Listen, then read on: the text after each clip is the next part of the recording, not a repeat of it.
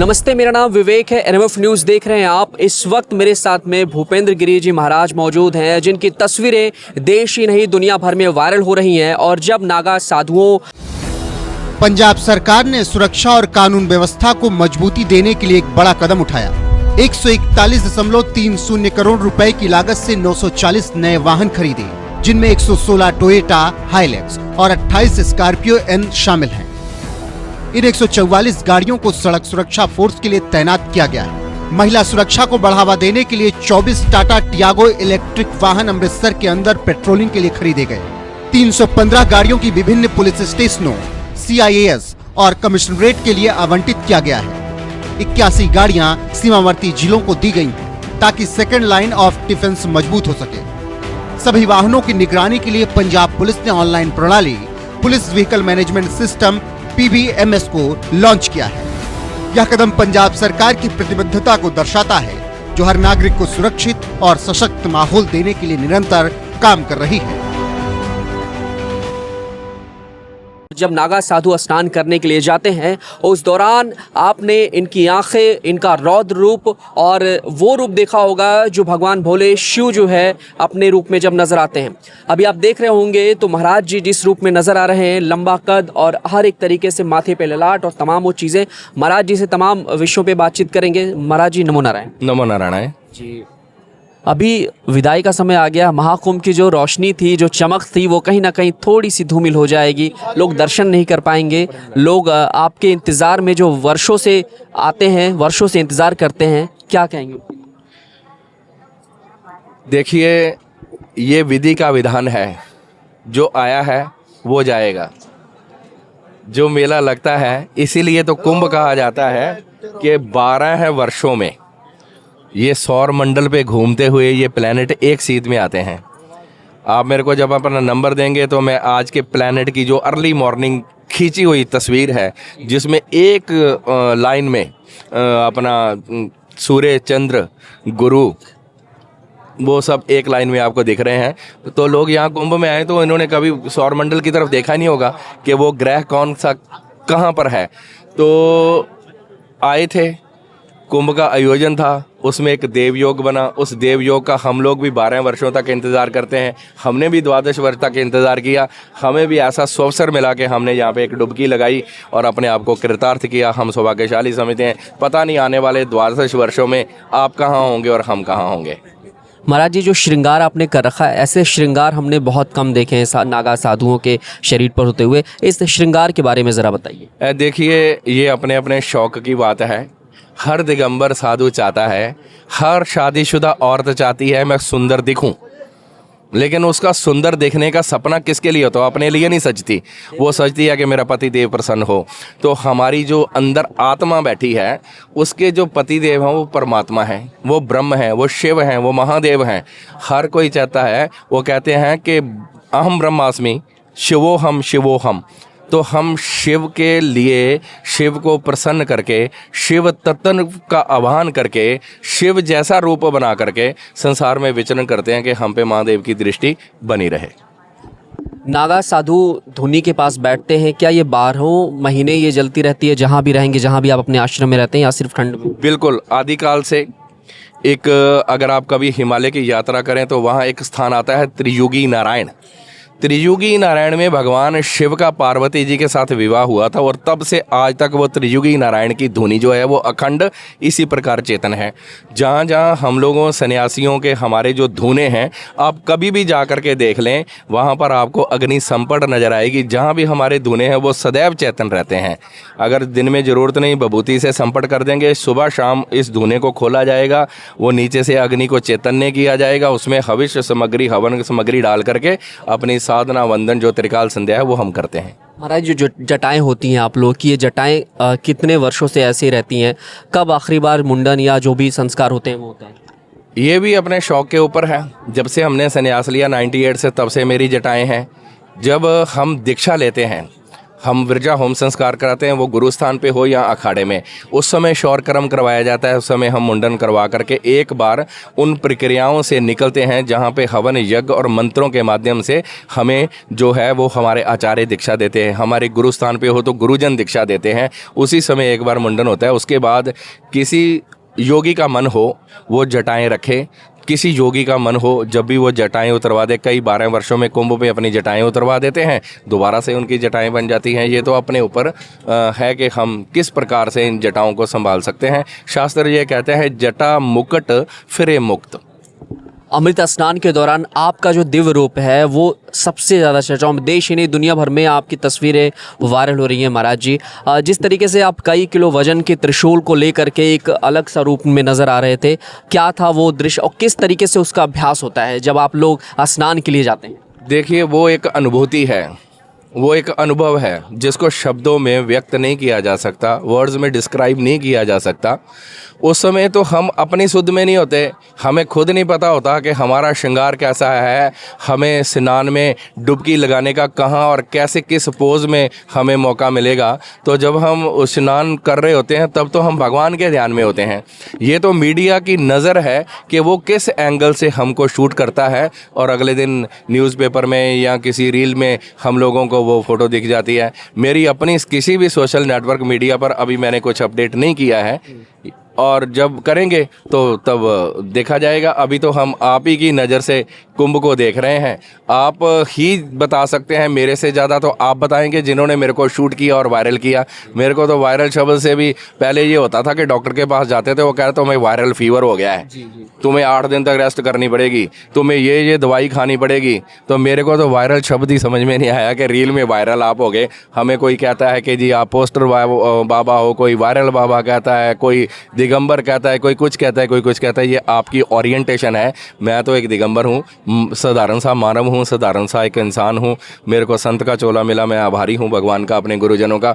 बस इससे ज़्यादा मेरे को कुछ मालूम नहीं है। महाराज जी, महाकुंभ ने कई चीज़ें दी, जैसे अभी हाल ही में IIT वाले बाबा, डॉक्टर बाबा, मैकेनिकल वाले बाबा, मतलब अलग अलग तरह की बाबा हैं। आपको लेकर के भी चर्चा है कि आपको डॉक्टरेट की उपाधि मिली है, थोड़ा सा उसके बारे में जिक्र करें, क्योंकि मैं पुरानी चीज़ों को नहीं जानना चाहूँगा जिस तरीके से आपने। डॉक्टरेट की बात ये है कि अगर हमने शास्त्र अध्ययन किया, हमने पुराणों का अध्ययन किया, हमने यज्ञ के ऊपर जो एक ज्ञान है जो पुस्तक में है, एक ज्ञान है जो शास्त्र में है। अभी आपने मार्क्स कम्युनिकेशन का डिप्लोमा किया होगा, अभी एक MBBS डॉक्टर को मैं मार्क्स कम्युनिकेशन का क्वेश्चन पूछूं वो नहीं बता सकता। आपको मैं मेडिकल से रिलेटेड क्वेश्चन पूछूं, आप उसका आंसर नहीं दे पाएंगे, ठीक है ना।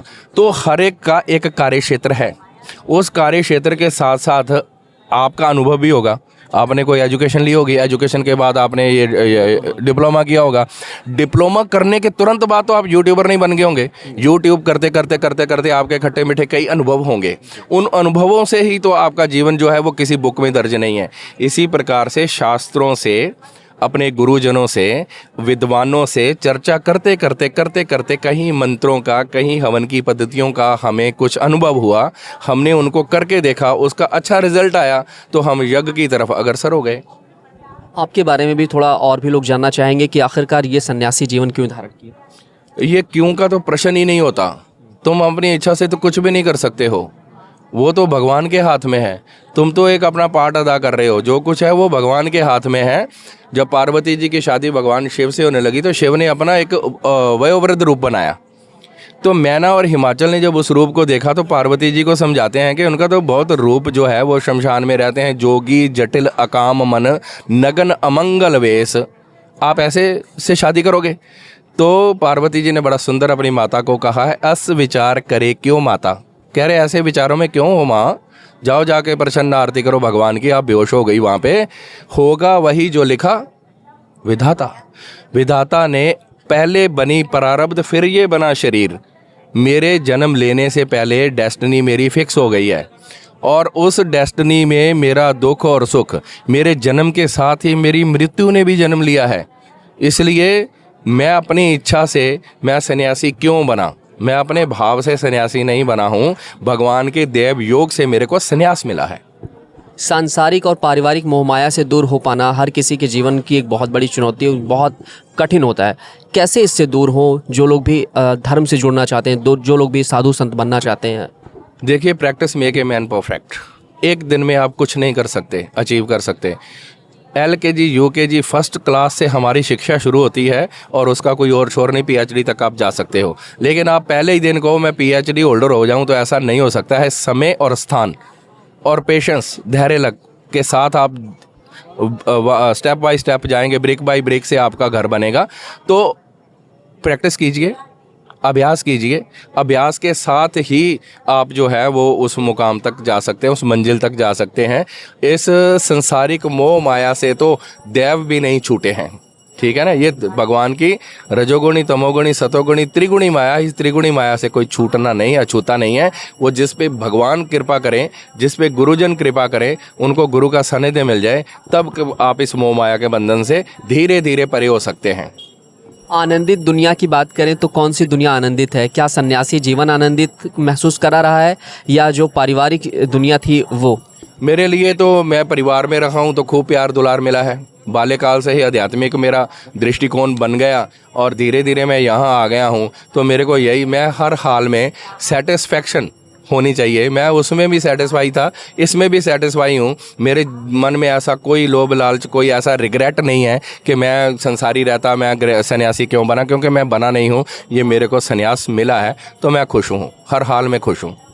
महाराज जी, इस अखाड़े से जुड़ा हुआ एक बहुत बड़ा ही कठिन नियम मुझे पता चला, जो हमारे अखाड़ा परिषद के अध्यक्ष जी हैं, कि अगर कोई भी परिवार का सदस्य इस गेट पे भी आ गया तो समझ लीजिए कि आप उसी वक्त निष्कासित हो जाएंगे। ऐसा कुछ नहीं है।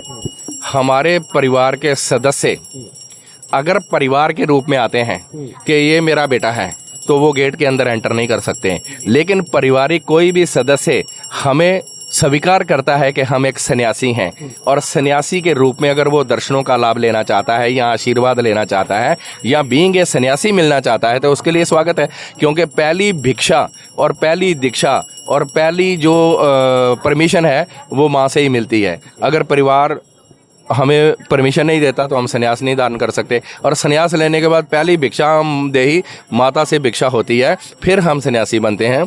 तो अखाड़ा परिषद अध्यक्ष हमारे रविंद्रपुरी जी माननीय, उन्होंने जो भी कहा वो ठीक कहा।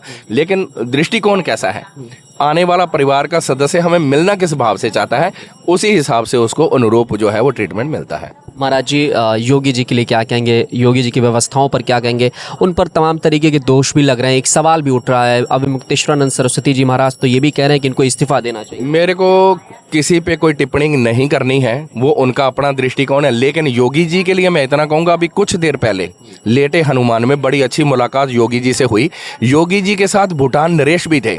मैं इतना कहना चाहूँगा कि जो पश्चिमी सभ्यता के लोग हैं, जो हमारी धर्म, संस्कृति, संस्कार, कल्चर को नहीं जानते, वो भी हमसे प्रभावित होकर यहाँ कुंभ में डुबकी लगा रहे हैं, लेटे हनुमान का दर्शन कर रहे हैं। वो डिजिटल कुंभ में अवलोकन कर रहे हैं। छोटे से समय में पूरा उनको कुंभ वहाँ पर डिजिटलाइज नज़र आ रहा है। तो योगी जी एक सन्यासी हैं, एक योगी हैं और यशस्वी हैं और बहुत धैर्यवान हैं, और उनका IQ बहुत बड़ा है। एक स्टेट को संभालना, एक स्टेट में इतने अखाड़ों को संभालना, इतने साधु संतों के साथ तारतम्य करना, ये अपने आप में बहुत बड़ी बात है। मैंने योगी जी को उस समय भी मिला हूं जब अयोध्या का राम मंदिर की प्राण प्रतिष्ठा से 7 दिन पूर्व जो योगी दिन रात जगता है सनातन के लिए और अपने यहाँ के जनता के लिए, और जिस योगी जी ने कोरोना काल में अपने पिता की जी को जाकर के मुख अग्नि दी, उनका तपस्या और उनका त्याग, और जैसा उनके परिवार का जीवन यापन था वैसा ही आज है। उन्होंने कभी भी अपनी पोस्ट का दुरुपयोग नहीं किया है। वो मुख्यमंत्री रहते हुए भी, मुख्यमंत्री बाद में, पहले अपने आप को एक सन्यासी और योगी की तरह जीवन यापन करते हैं। तो मैं उनके लिए मंगल कामना करता हूं, उनको साधुवाद देता हूं।